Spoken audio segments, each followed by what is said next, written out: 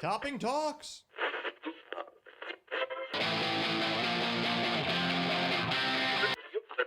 105 hours a week, can't be beat.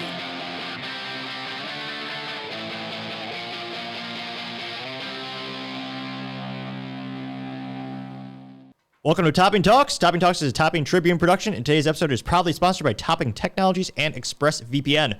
Topping Technologies is an IT value-added reseller and services company with a special proficiency in IT security. Heck, I see their founder released twice a day. Gotta say he's quite handsome and brilliant. He's me, you see, that's the joke. If you're an IT leader or a business owner, you can reach the team at sales@toppingtechnologies.com. Also, are you part of the 3.6% of Americans who still care about their privacy? If you are, then perfect. ExpressVPN can assist. Even though 96% of stats are made up on the spot, ExpressVPN does give a 100% guarantee via their 30-day back money guarantee. Now, without further ado, today I'm proud to say I'm interviewing Lester Nichols, who is the Director of Security Architecture and VP of Cybersecurity Operations at JPMorgan Chase & Company. Thanks so much for coming on the show. Oh, thank you. I was going to say, it's been a couple lifetimes. No, it has. It's been almost 4 years. So right? I know. I remember the first time we met. You know, it's kind of out of the blue, and you impressed me with your presentation, and even though we weren't able to do something from a business perspective at the place that I was working at, it was still a good, I think, a good interaction. So I appreciate it. Yeah, no, definitely. And I was going to say, I know, winding back the clock a couple of years even more, when did you first get into IT?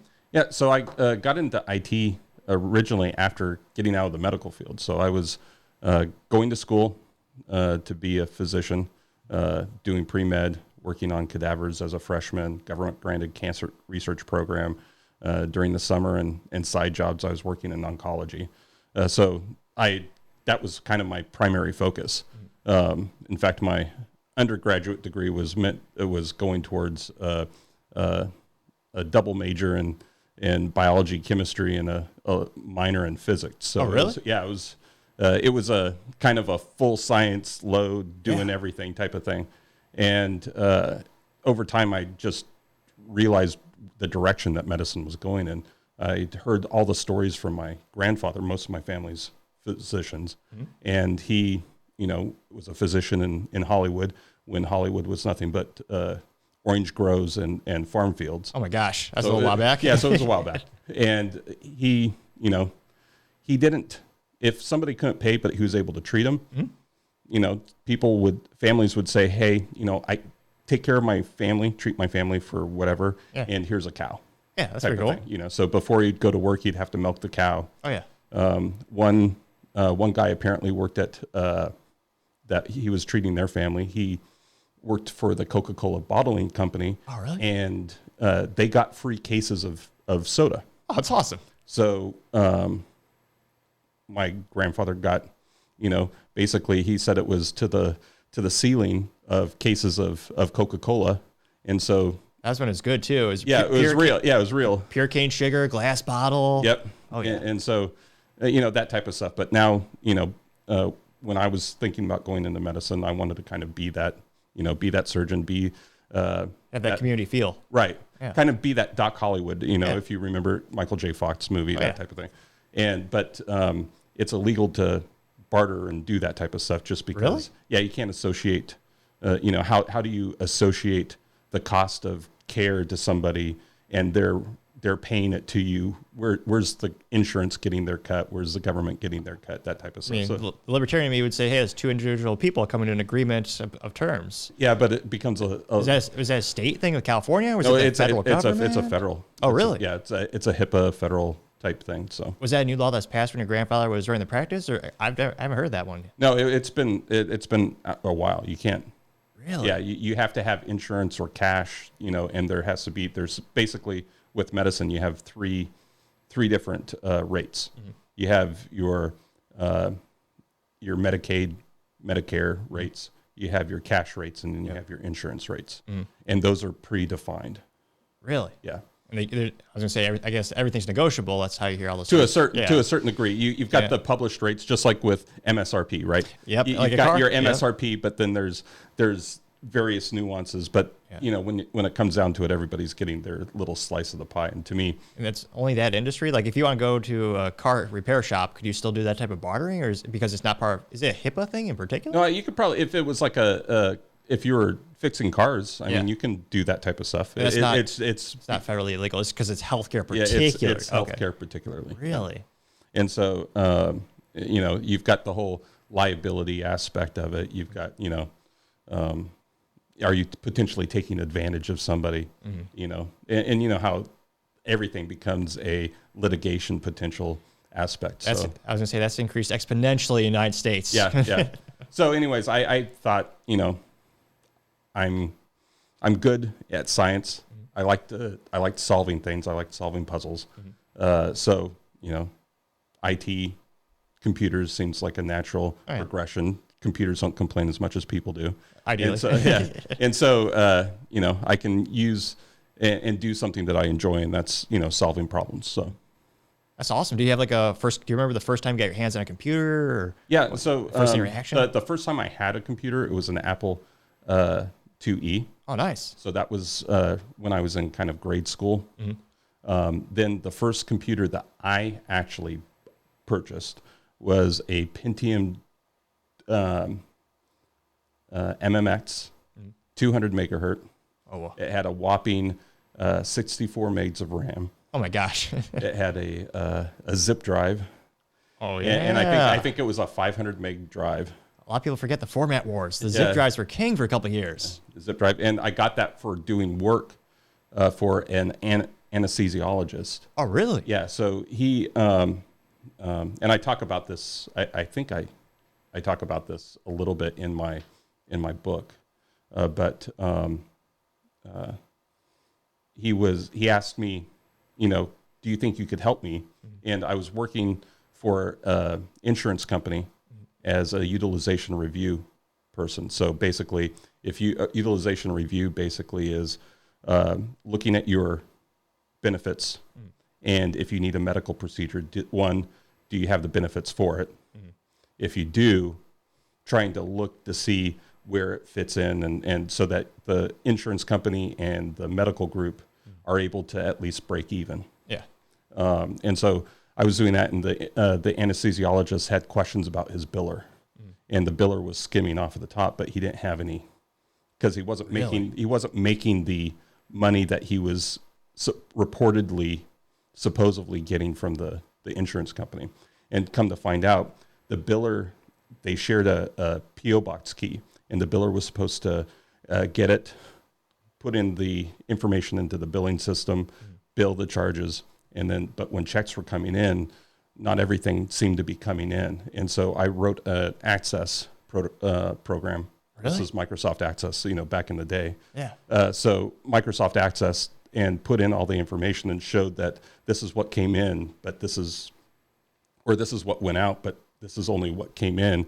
And based off of the insurance information, this is what, so basically made him a little billing system that he could double check, and come to find out she was taking some of the checks and cash, you know. Really? Yeah.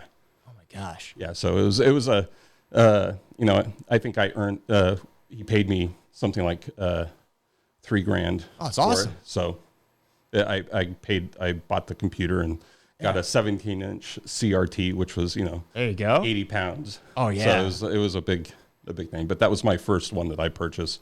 You know, I had an old AST laptop that my grandfather gave me. That one, you could only run Windows 3.11 on it. Oh really? Yeah. Had a big. Is that the suitcase laptop or what? No, it was probably about that thick. It was monochrome. Had like a 8-inch screen. Okay, I got you. You know, it was like maybe about like this. Had a keyboard, a trackball. Oh yeah. Had an external modem so that you could dial up to go to BBSs and that type of stuff. So. Oh really? Yeah. That's pretty cool. Yeah. So that was old school. Yeah. Old school for like 1990s. So. Oh yeah. There's still a couple of those around. Yeah. But yeah, that was the first computer. And then my first job in technology was working for a nonprofit in California, and helping them set up their website and that type of stuff. And then I moved to went on to a mid-sized bank in California, and started out as their project manager, and then from project administrator, and then from the project administrator became the DBA, and then from the DBA became a network engineer. Oh, really? Yep. And then from there moved to working for a local city in California. before I moved and got my master's and started working for the DoD for a while. And what did you get your master's in? Cyber security, which back then it was information assurance, and then my major was digital forensics. Oh, very neat. Yeah. From Norwich University, which is the oldest private military school in the United States. Oh, really? Yeah, 200 years old. Oh my gosh, that's incredible. Yeah, it's in Vermont. Oh, so, nice. Yep. And what inspired you to go for the DoD track?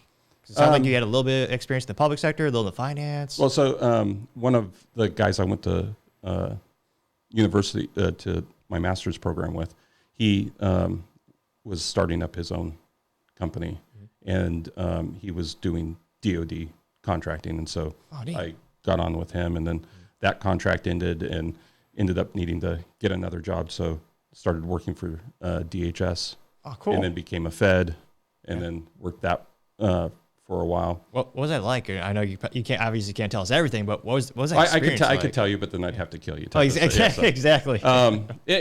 You get to see kind of the underbelly. You know what? How vast it is.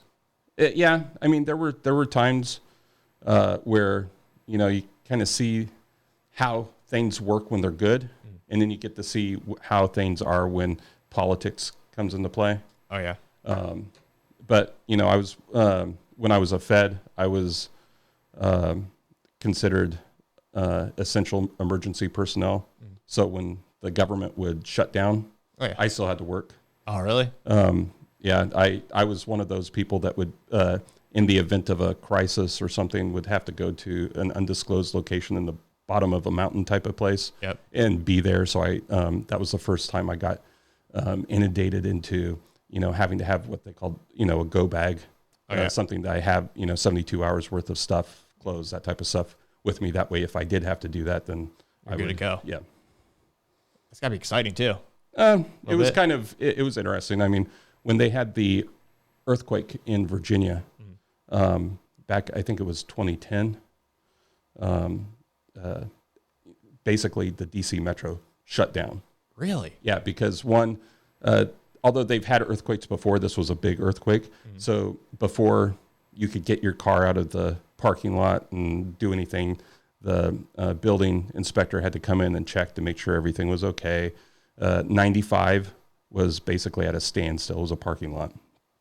Really? There were so many people, whether it was so many people trying to call at one time or because of potential damage from the earthquake, cell service was kind of down. Oh, I'm sure it's overwhelming. It was it was overwhelming. But because of the position I had, I did have a card that allowed me to bypass and basically go into the front of the line on the cell. So I was able to call my wife and make sure she was okay, let her know I was okay. How did that work technologically wise? Was it a separate cell phone or a card? No. It's actually, it was a card that basically had a code. Oh, really? And then you punch that in. Yeah. But you dial that in, and then you dial your number, and then that in turn basically sends a signal to the telecom company. Yeah, it sends a signal to say this is a priority message, and then that's pretty cool. And so that was for like emergency situations. So in that case, it was an emergency situation to make sure let her know that I was fine and everything was okay. And then basically, I just sat at a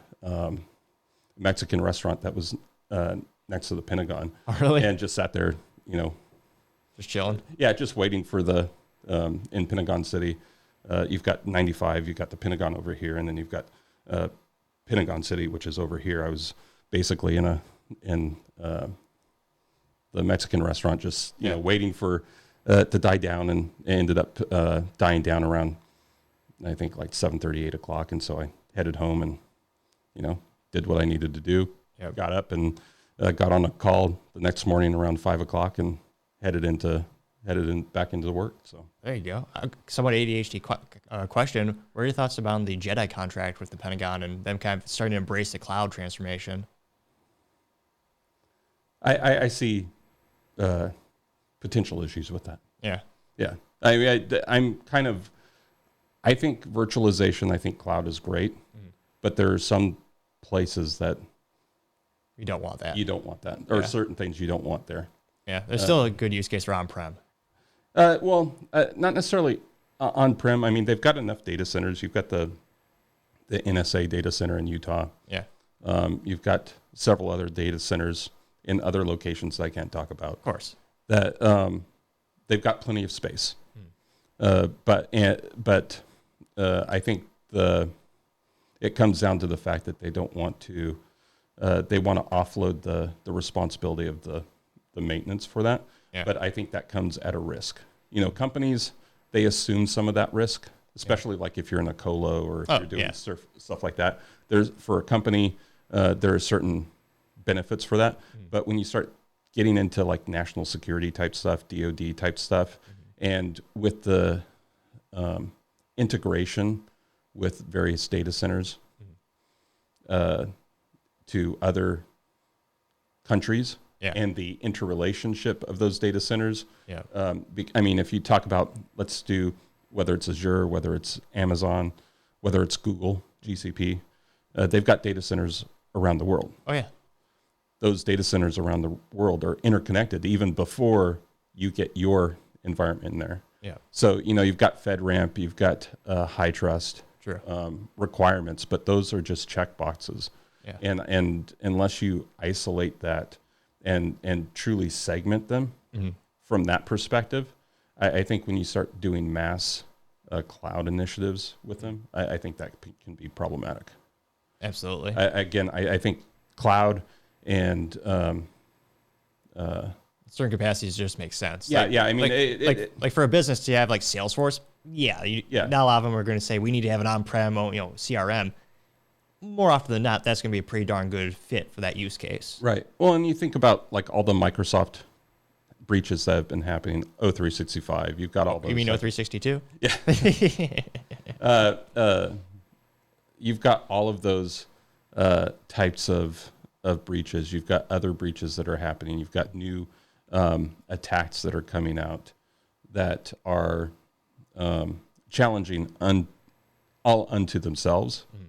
Adding the additional layer constraints and other things into those environments becomes increased workload and security concerns. Yeah, and from a government perspective or from a tax perspective, it's very expensive in comparison to commercial. I think the Jedi contract was like 10 point is in the billions. I think. Yeah.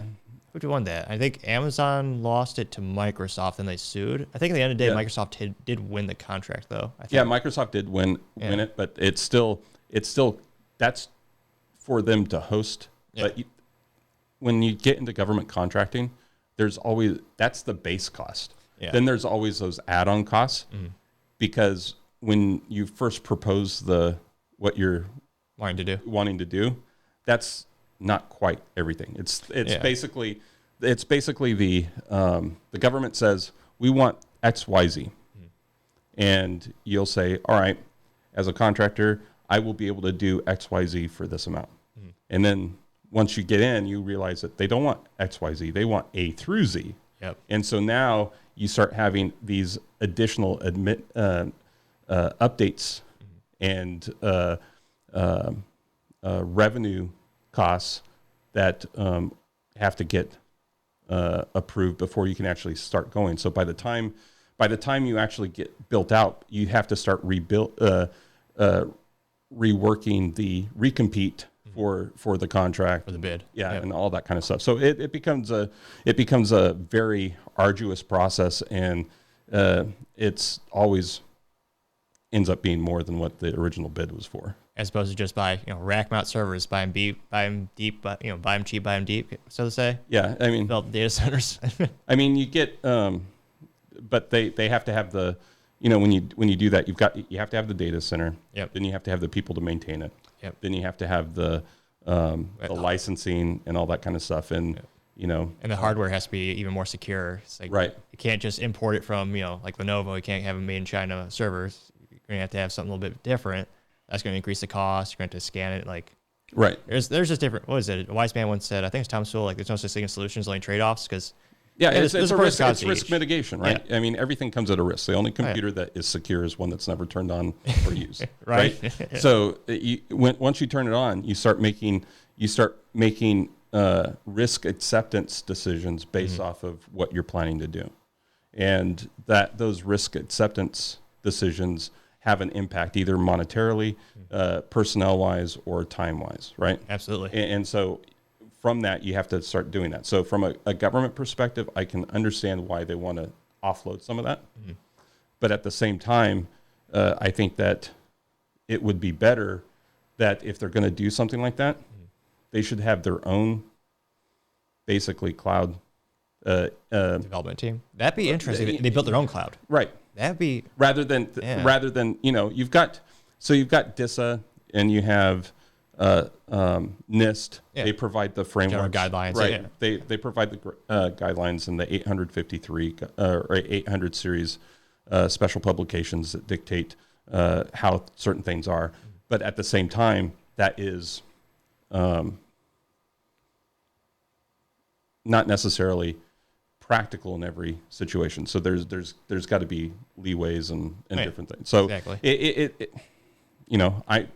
that's one reason why I got out of it was too frustrating. Yeah. There's a lot of variables, and like you're saying, you got to rework the bill of materials. I can't imagine. Well, and the during politics, the project. yeah, too. the politics of it. I mean, Oh, yeah. there were a lot of people or teams or groups that were doing more empire building. They want to build an empire. This is going to be this way, Yep. or they'll spend the money Yeah. and do stuff, and then come to find out that it's not the way that it actually is going to work for this other department or this other group. Yeah. So then you start. Every department wants to look the best. Yeah, and so it becomes just whip it out on the table and, Yep. and we'll measure it. We'll do what we need, arbitrary stuff, but then let's get on and actually start working and solving problems. Yep. And so it was kind of my initial foray into seeing kind of the good and the frustrating aspects of government work. Oh, yeah.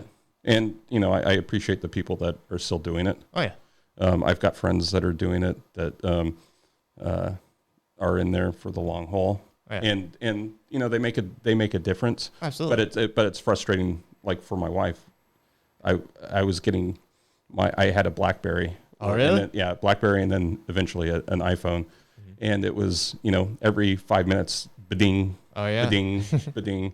Once I left, it took my wife about 2 weeks to actually be able to fall back to sleep because she was so used to hearing that ba-ding. Oh really? Yeah, because I would literally get home, eat, go to bed, and then get a call saying, all right, we've got a security thing going on. Have to get up, get on a call, go back to bed, or be up all night, Yeah. and then have to go into work. Oh, jeez. So it was definitely Unique experience. I mean, talk about the biggest target. Probably, that's got to be one of the top 5 targets on the planet. I mean, you got Google, Amazon, governments. I mean, oh yeah, everyone's attacking with data. I mean, it's got to be overwhelming. Oh yeah, I mean, data center stuff is, especially when you're using their systems, their hardware. Technically, they're segmented. Yep. And there's a TIC, a trusted internet connection. There's certain requirements there, but then whose TIC are you using?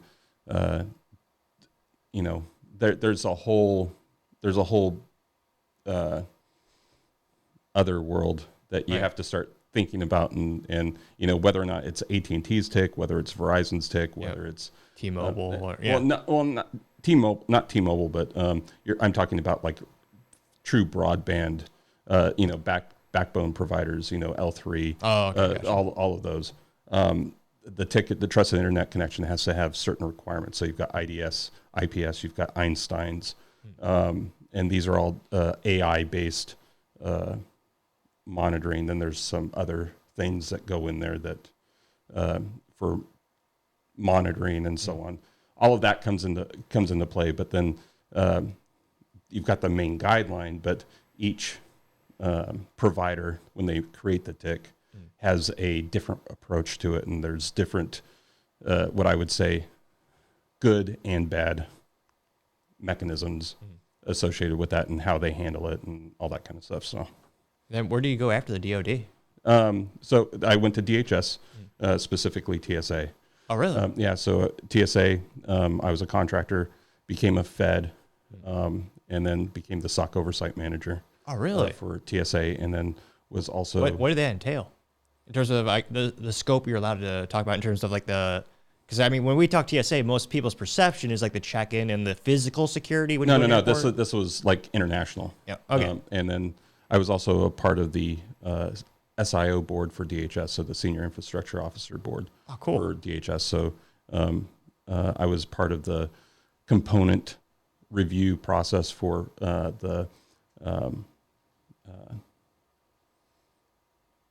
I'm drawing a blank.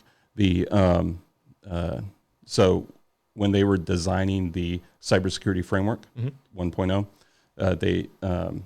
they sent it out to all of the different components, and I was part of that review committee. Oh, neat. To provide comments and feedback to the cybersecurity framework design.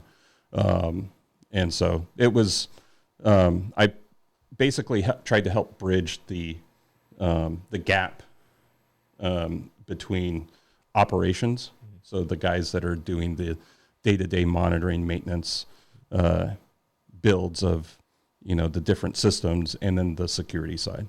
So I kind of interface both sides. That's pretty cool. Yeah. So helping translate them, kind of letting each other know, hey, this is what it really means. Well, a lot of times, so you get this kind of love-hate relationship between security and operations. Yeah. And so you've got the requirements, and then you've got the day-to-day practicality. Yep. And so I was there to make sure everybody played nice, and at the same time get stuff done. Because the operations just wants to go run fast, and security goes, oh, hold on now. Oh, yeah, I mean, security will deal with after the fact. So my goal was, sticking my foot in the doors, saying, hey, I hear you've got a new project. What are you doing? Yep. All right, let's look at this. Where's the security around this? Let's start getting security at the front of the design versus afterwards, because once it's afterwards, you're having to shoehorn stuff in. And then now you've got all these gaps and, things that you didn't necessarily take into account. Same thing with so it's like, I mean, just to make it rudimentary for like my parents and folks, is like building a car from scratch, and then you're about to start the engine, you're about to do that, and then you go, oh no, we're going to swap it, we're going to do an engine swap. We're going to turn to an EV. It's like, wait, what? Yeah, like, I mean, it's you can do certain things. A good example was there was a project, and initially the project was scoped and approved, and what they were going to do is create a search mechanism for public data. Yeah. But they were collapsing it all into a single database to help performance. So that was fine. I was brought in after a moment, because after I started reading the information, come to find out, once they combined all this public data into a single database, it made the database and the system itself a top secret clearance system. Yeah. So just because certain people are sensitive data, or it's because of the combination of all the data. Basically, it was pulling data in, and once it started pulling data in, it created a connectivity to different things that created a classified data set that then had to be, all right, now you either have to re-look at how you're going to do this, or this now has to go and be part of the SCIF and the secure network, and it creates a whole nother level. And now these people can't work on it because they don't have the clearance. Yeah. So all of that comes into play. Oh my gosh. That's quite a bit. Yeah. And then you have FISMA on that. So you're always being audited, and, FISMA systems are different than, say, just a technical system. So you've got to work around that. And then, again, the politics side of stuff. So it was I still have friends, like I said, long-term friends. I've got people that I know there.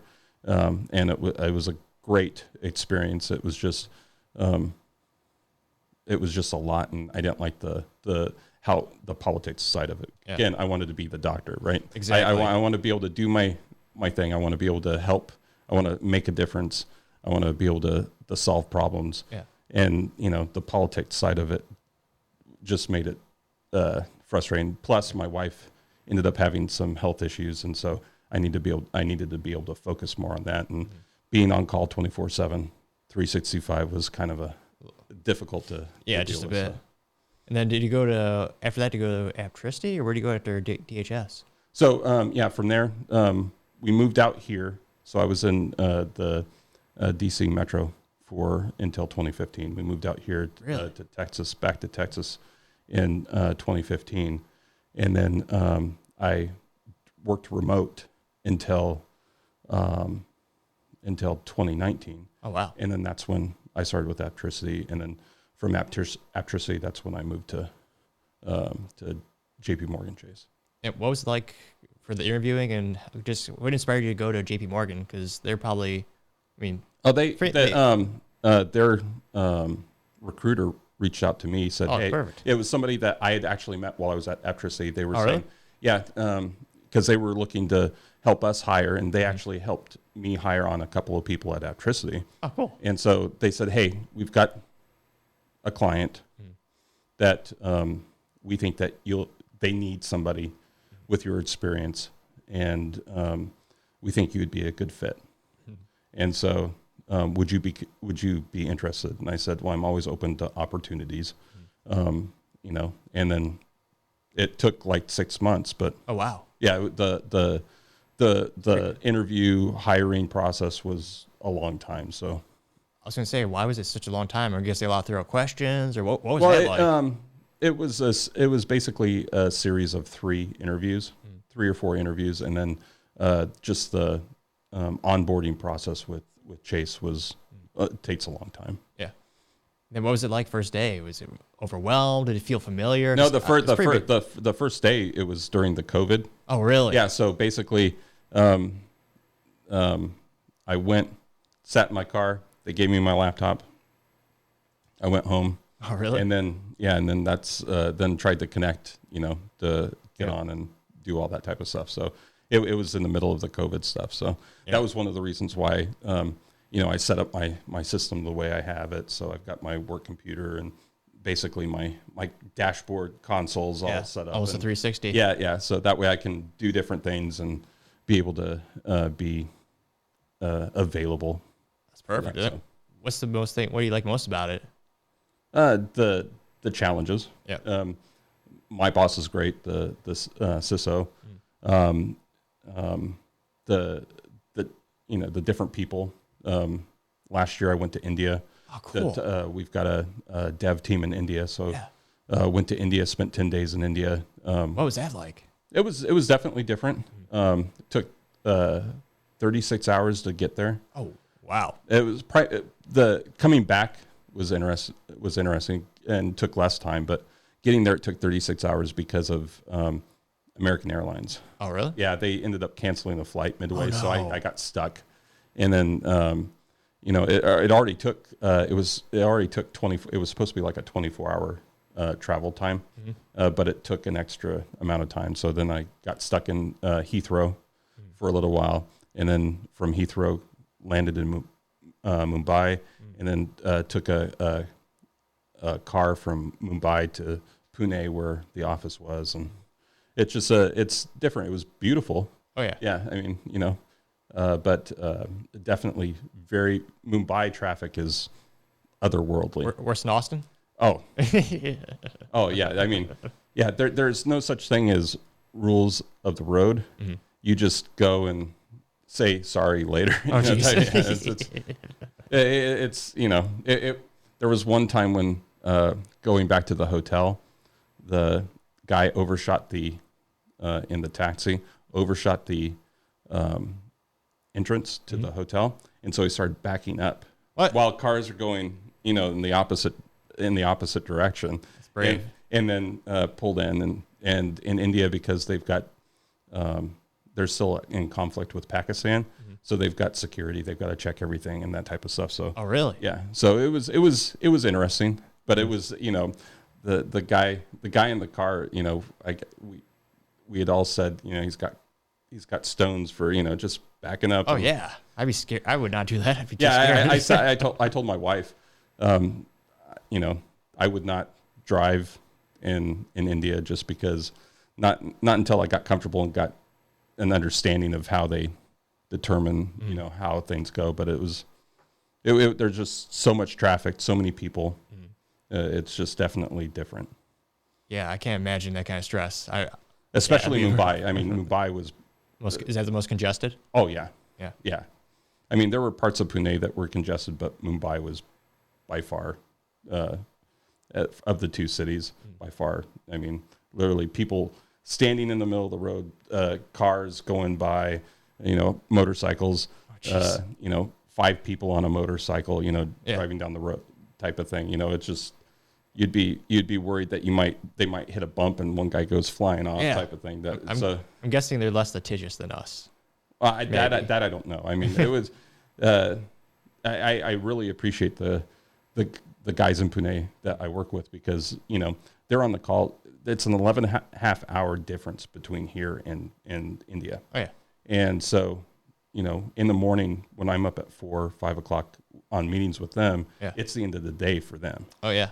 And sometimes they're heading home and you hear the traffic, and I just remember the amount of traffic and stuff going on, and they're on the phone talking, going through stuff. And it's like, okay, the concentration, the ability for them to do that, it's a whole next level. So again, I appreciate all the guys that are over there. And people don't realize how much tech is over there too. It's one of the biggest opportunities for every type of development out there. Oh yeah, yeah. And now you have Apple building out their factories out there too. So yeah, no, they're. I mean, everybody has a cell phone out there. Oh yeah, it's one of the largest markets in the globe. Yep. It's going to be, in terms of business opportunities, it's going to be the biggest in our lifetime, I think. Yeah, I mean, they've got a lot of stuff out there, so it's definitely from a tech perspective. And Pune is not only a university town; it's a very high tech location. So there's just a lot going on over there. I was going to say, there's a lot of opportunity. Oh yeah, there's definitely a lot of opportunity and there's extremely smart people over there. Oh yeah. Well, I was going to say, I work in IT, so obviously I know some folks. Yeah, no, it's extremely, there's some, again, I'm humbled by how smart some of the people are over there. So it's an unbelievable work ethic too. Like you were saying, like picking up the phone, having that conference call while in heavy traffic, and it's still just hustling. Oh yeah. And that was part of the reason for us going over there, was just to get an understanding so that we could be more effective from a security side. Working with them, since it's the DevOps team and the developers. Their first thing is, okay, we can do that.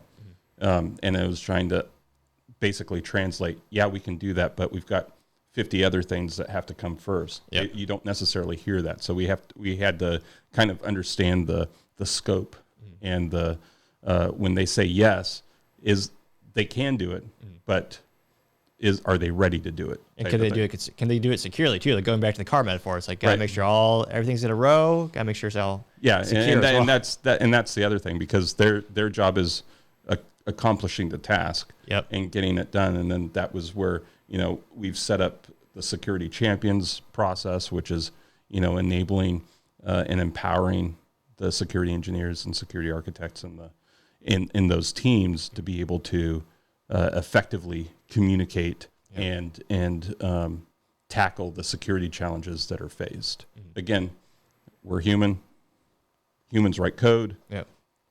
Humans are flawed, so at some point the code is going to be flawed in some ways, and so you're going to run into some sort of vulnerability or some issue that has to be addressed, and so this is a way for them to be able to address those. Well, I was going to say, it's one of those things in IT, the human error is always the biggest one usually. Oh yeah, yeah. I mean, a lot of times, whether it's by our doing or third-party plugins, and thinking about like the SolarWinds hack or Log4j, you use third-party stuff. You're relying on the third parties to have their stuff squared away. Exactly. And when it affects you, you start scrambling. And so the idea is that you start reviewing and addressing those out of cycle, so that you can have stuff squared away in the production environment. So exactly.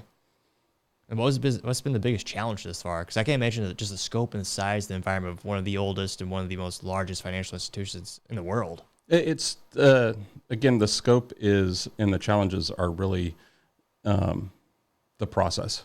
I think that when I've talked to others about JPMC, a lot of the process is very similar to processes that the government has. And so just like a big ship, it takes time to steer and to go through those processes. And there's a reason for some of those processes to be in place. And so you have to account for those when you're dealing with projects. So a good example is the way that they handle third-party oversight. There's a process with that. That means that if you're going to do a project, you have to take those processes into account. And then with that process, there's the whole procurement process. And so it's, again, very similar to the way that the FAR is with government, where you've got certain ways of approaching things and dealing with stuff and third-party oversight and procurements and that type of stuff. It's very similar. So because of that, it's just it's a change to having people, because the division that I'm in JPMC is Chase Travel. And what's that for the folks who don't know right now? So what it is. JPMorgan Chase has become the second largest travel company in the world. And it's basically a part of their CCB organization. What's CCB for the folks who know? Commercial and commercial and business. It's CCB is it has to do with commercial and business banking. So I'm in the CTC organization, which is associated with the security controls and technology side of things. And then you have CCB, which is a business, and that's where the operations group lives. And so my oversight is around the Chase Travel org of that. And with that, there's, when they procured the company that became Chase Travel, they weren't used to the monolithic approach to some of the processes. And being part of being part of a bigger company. And so with that, they're used to doing stuff securely and that type of stuff, but the timelines has a change in what they were used to working with. And so that's been kind of an adjustment for everybody. Absolutely. I would think so. Yeah. So it's been, it's a growing period. And with that, it means that, with challenges, you have even more opportunity.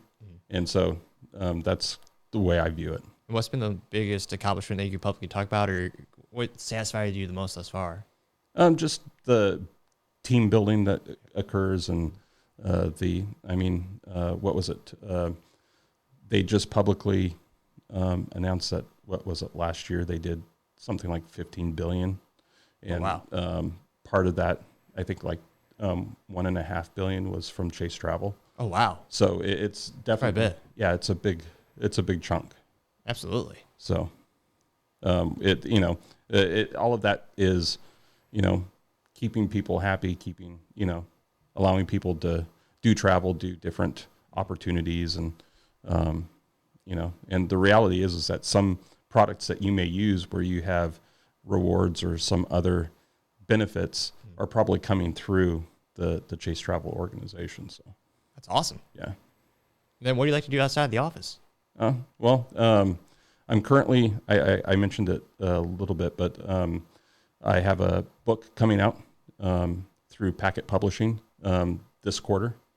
In fact, there's, I think, 55 days before it goes to publish. Oh, cool. So the title of the book is Cybersecurity Architect's Handbook, and it's essentially a roadmap for someone that is wanting to get into security and ultimately become a cybersecurity architect, or somebody that's in security or in technology, and the things that you need to take into account and consider and understand as an architect.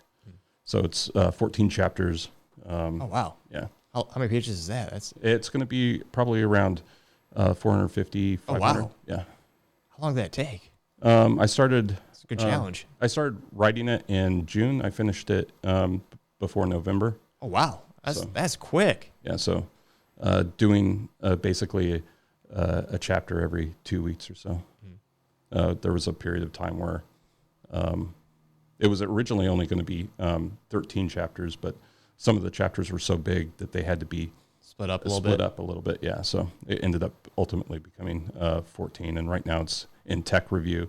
And then we'll, once it's done with tech review, we'll go to editing for final editing. And then I'll be able to provide my 2 cents on certain things. And then I'll go to the final edit and get published. That's awesome. Will it be a physical and virtual book? Or? Yep. Oh, very neat. Yep. Physical and virtual. So that you'll get an ebook or hardbound, and they'll have it on Amazon and everywhere where great publications are sold. So Barnes & Noble. Yeah, all that kind of stuff. In terms of physical stores. Yep. Oh, that's very neat. We'll have to put a link in the description, throw that out there. Yeah. And then other than that, I have been setting up a lab at home. So I do. So I occasionally teach. Oh, really? And so teach college courses, cybersecurity courses very neat. For different universities. How did that start? I was teaching before, stopped for a while, and then got approached. And so every so often, I take classes and teach the classes after I'm done with my day job. And after you're done writing the book? Yeah. Staying busy. I like it. And so I'm setting up labs and stuff just to help with from a curriculum perspective. I mean, most of the curriculum, if not all of the curriculum, is provided by the university or the program. But then I tend to adjust it a little bit to, there's sometimes where maybe the labs or the technology is a little too old. So adjust it for more modern stuff and doing virtualization. So I've got a whole setup at home for all of that. So what's your rig like at home, or what's your setup like? So I've got, I have a firewall I'm running. I was going to run pfSense for my firewall. I've got a 10 gig network at home, so I'm running 10 That's gig awesome. at home. I've got fiber to the house for internet. But there was a period of time where pfSense didn't support the 2.5 gig Intel really? chips. Yeah, because pfSense is built off of BSD, free BSD. And so because of that, it hadn't been updated in the BSD kernel yet. And so I didn't want to have or use, if I'm going to be doing this type of stuff, I didn't want to be exposed. Yeah. So I started looking around because I had gotten the hardware, and I've got 10 gig SFP modules and everything. I got the hardware, and then after doing some search, OpenSense, which is a fork of BSD, or not BSD, but OpenSense or pfSense, that started.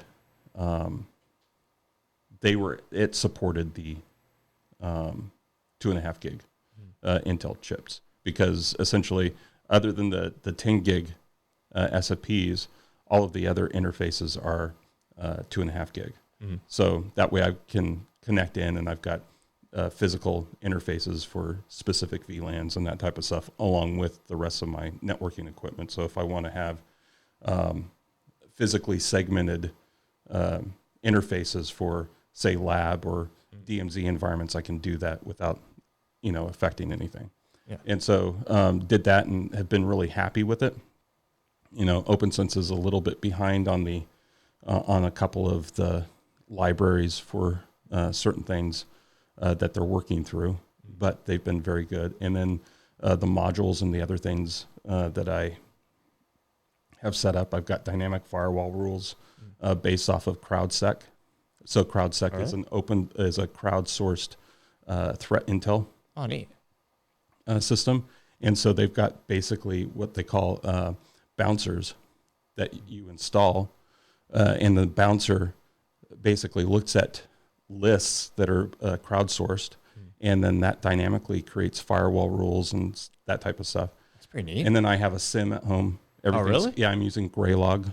Oh, neat. So since Splunk is now by Cisco. Oh, yeah. So, they're already going down the path of not having any free software or community software. So Graylog is a great a great option for community, free. Open source. Yeah. And so I'm using that, and I've got dashboards. I've got threat intel stuff coming through. I'm actually seeing stuff that AT&T should be blocking. Yeah. I can see, threat actors actually hitting my site and seeing exactly where they're coming from. That's pretty cool. Malware, Yep. all of that. I've got, there's a plugin, ZenArmor. If you do a search on YouTube, you can look up ZenArmor. ZIN or ZEN or ZEN. ZEN. Got Yeah, it. ZenArmor. It's basically, you can compare it to Palo Alto. Yeah. And that I've got that running. So I can see the layer 7 components. I can filter by app. I can filter by user.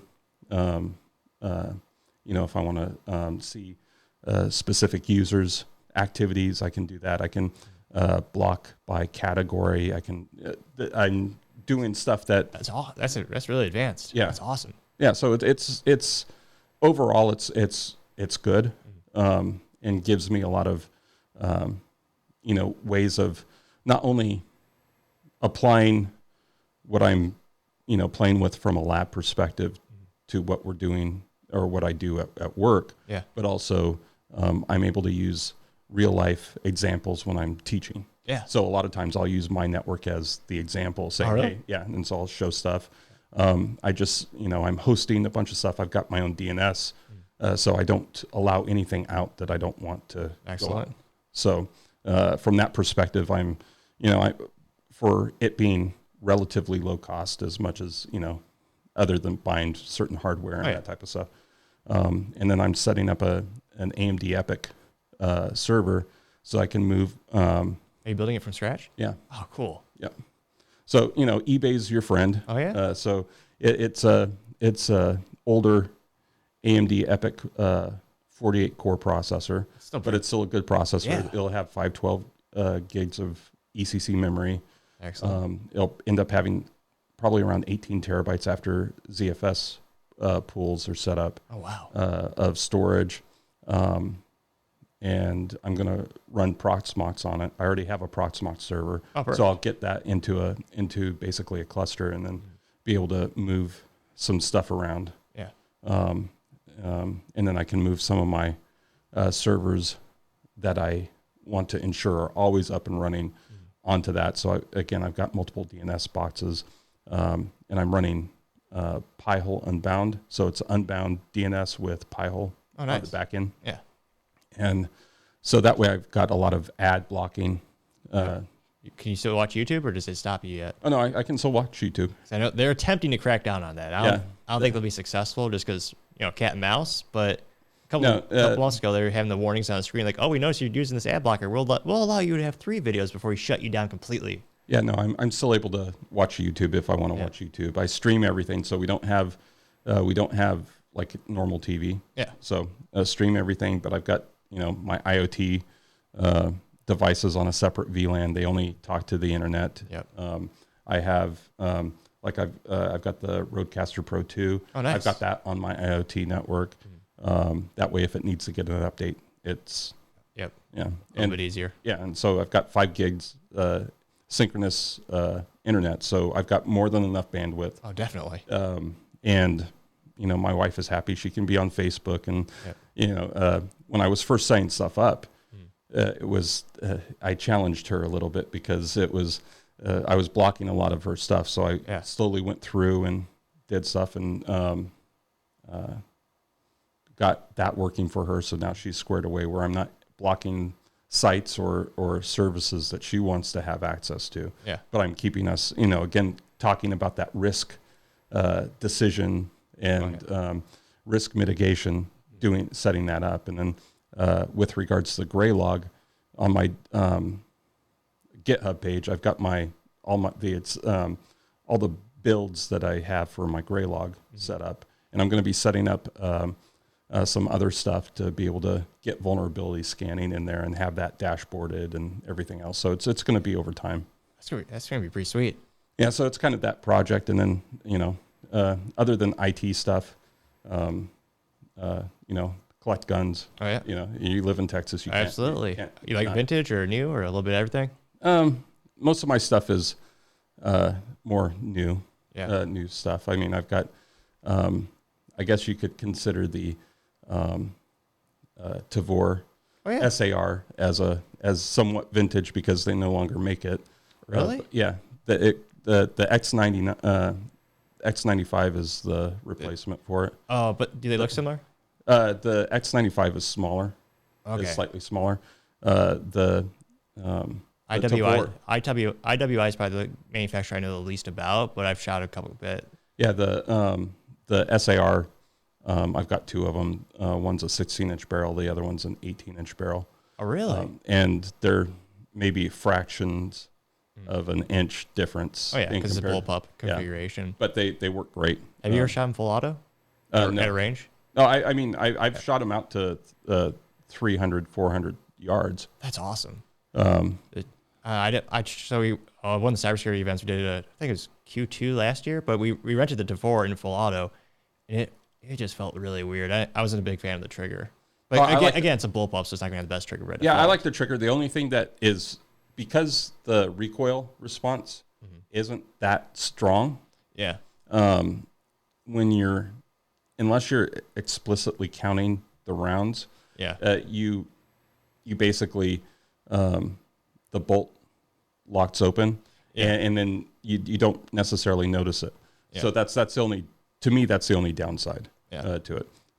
I've gone to training courses where you're shooting in and out of vehicles. I can pull up either Tavor up, in a car in front of a steering wheel without even, it's so compact. That's the biggest value out of bullpups. That's why the idea of the bullpup configuration will never die. Like there's always at least one country that's standardized on it and is trying to improve the design and give. I mean, are you a fan of Forgotten Weapons with Ian McCollum? I think I love his documentaries. It's great historical information too. He talks about a lot of platforms. Usually takes about 10 years to make solid improvements in it. And even, with more time, you can improve the platform. Right. So I suspect that'll just continue the improvement as IWI works it out. Yeah, no, I like the people, you either love bullpups or you don't. Yeah. I like the Tavor. There's other bullpups I don't like. I was going to say there's not too many, though. It's just like mass manufacture. I mean, I guess it kind of cliche is the FN P90. Actually, yeah, that's. I mean, you've got some shotguns that are bullpup shotguns. Oh, yeah, the Keltec KSG. Yeah. That's true. So you've got different ones, and then you've got different. What's the British manager? Is it KS? The British KSM? Army has their standard firearm is a bullpup. France. Oh, the bullpups. Or not Semi. Oh, not. But the FAMAS. They've got so they're out there. Yeah. In fact, even China's firearm is a bullpup. Yeah. But I've got ARs. Right. I've got several 308s. Yeah. A shotgun. I've got multiple SIGs. I've got SIG is. I forgot if they're publicly traded or not, but I wish I could invest it. They've done more technological wise than any other company, and they're winning all these government contracts. Like, what are your thoughts on the new SIG Spear and the chambered than 277 Fury? It's interesting. Yeah. I think there's things that we could probably talk about off air with regards to that, but I think it's interesting. I think that that is designed for a specific purpose. Yeah. They're pretty public about that purpose. I mean, they're worried about body armor. Yeah. But it's like the engineering behind it, because I mean, for over 100 years, we've had pretty standard, brass case cartridges, and there hasn't been much innovation. And then I think it was the Army contract that they won. They said, hey, we want to hit this velocity and this pressure. It's like 80,000 pressure, I think it's the chamber. They go, okay, well, if you use that with a brass case, it'll shear off the end or crack it. So now they have the new SIG Fury round 277, where the bottom is stainless steel. Right. So that in terms of and they also had weight requirements. Yeah. So that it had to be lighter, meaning that. Yeah. I think that technology-wise, it's definitely necessity is the mother of invention, right? So, true. I think that they have a lot of good options. I know that they've made mistakes with like the The pistol? The various pistol options. And I've got those. Another innovative idea, though, like they were the one that has that brilliant patent to have the serial number, which in the United States, that's legally where it's considered the firearm. It's not the frame of the gun; it's just a little trigger group. So you can the fire control group. Yep. Right. So they can just drop into different chassis, and you could customize it. And that's a brilliant idea, and it came from SIG. And with the SIG Fury, I mean, it looks really neat. Like it's supposed to be heavy, though. I think Ian McCollum said with the scope, with the weighted, with the the scope is definitely more tech. Yeah. I mean, the fact that it can aim, it's got thermal, it's got infrared, it's got everything in it. Plus, it can be your default it can be fire control. Too, right? Yeah, I mean, you can determine when it's going to fire, and then they also have stuff that will detonate on the other side of, say, a wall. Yep. So it's definitely cool. And I forgot, do they already embed that technology where they have the integration with other troops and command with all that? That's a technological marvel in and of itself. So that's incredible. Again, communication and all of that. That's a big, definite big win for being able to have that tech. But again, you have to think beyond the tech and think about what can go wrong. I mean, that's the one thing that I tend to do is I think of the what ifs, right? Exactly. And then what's the likelihood of the what ifs? Yep. And if there is what ifs, how do you account for those what ifs? Yep, exactly. Trade-offs. I mean, when you think about different conflicts we've been in, a lot of times we've been stalemated because of low-tech options. Low-tech adversaries or low-tech issues that complicated the high-tech solutions. Yep. Even simple things like terrain. Well, all of a sudden your comms are screwed because they can't handle it. But that or dust or And then it's fascinating with the SIG. I think Daniel Defense is the first major manufacturer to have 3D printed Inconel suppressors, and now SIG, that new cam that they have, and that's in terms of military evolution and technological evolution. I think it's the first time a full military is standardized on a weapon with a suppressor by default. It's like every one of those rifles will have a can on the end of it. And it's completely 3D printed. Right. So you can have those intricate designs where in the past, and I guess a lot of companies still do it, you have to have a guy or a machine welding the baffles. Well, now you can have computer analytics, which I was going to say it's a commercial for the company as well. But like they talk about how the AI and the computers generate the perfect optimal shape to decrease that back pressure. So if you're a southpaw like me, have your face getting covered in all the gases when it does shoot. Yep. Well, and that's something, speaking about gases, that's something else that with the Tavor has an issue with is the gas, the blowback. But you can, if you get third party products that seals that, you no longer have that, because after I first started shooting the Tavor, I looked like a raccoon because my face was all black from the gunpowder and stuff. But after putting some third party components on it to seal up the ambidextrous nature of the Tavor, it solve the problem. So I'd like to take a closer look at that. It's been a couple of years since I shot the Tavor. Yeah, no, I like them. I mean, they're relative. The balance. I mean, if you have to fire only with one hand and do stuff, you're not going to wear out your arm or anything like that. So. Yeah, and I was going to say for close quarters. I mean, and you don't have to do the tac stamp for an SBR because it's a bullpup, so it's already it's very nature. It's a full length barrel. So yeah, exactly. And then you get the extra additional. You get to burn all the powder, so you get all the benefit from it. So I mean, it's a brilliant design. Excuse me, sorry. I mean, it's a brilliant design. Yep. No, it is. And again, I've shot them with the Meprolite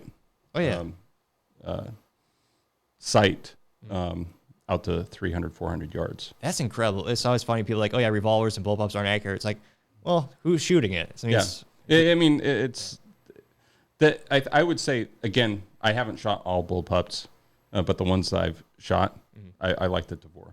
And I like the Tavor SAR better than the X95. Then I guess for the folks who aren't big gun gurus, what's the difference between the SAR? So the SAR is very similar to the base model or the default? The SAR is basically the original, and then you've got the X95. The X95, it looks very similar to the SAR, but the SAR has the magazine release in the back. Yeah. And so the people, at least in the U.S. market, and I don't know in the Israeli market, they may have complained about it as well. But they moved the magazine release to be similar to an AR. Yeah. They also modularized the hand grip, the hand guard, but the barrel is a pencil barrel. Right then. It's thin. The harmonics, they initially had issues with harmonics. So the harmonics caused the barrel to fluctuate enough that it over time,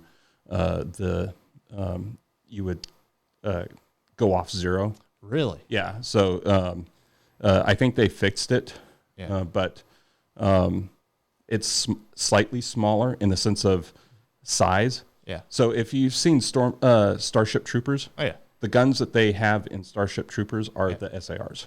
Really? That's what they're modded the SARs. That's awesome. So they look very very similar. Yeah. And then you have it's all polymer. Oh yeah. They have a different trigger pack, but essentially it's just an updated one. But again, I like the SAR better. Yeah. It's a little bit bigger stock pad, and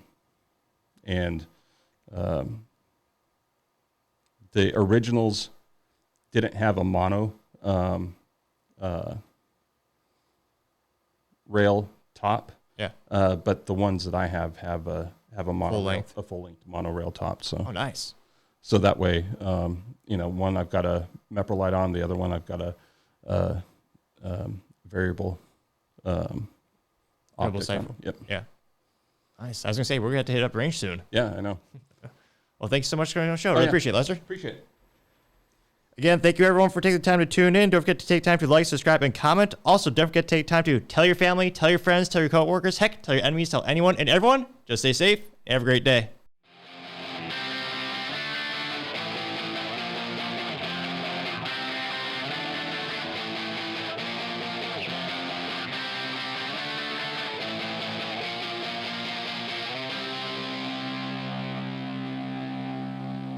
Topping Talks.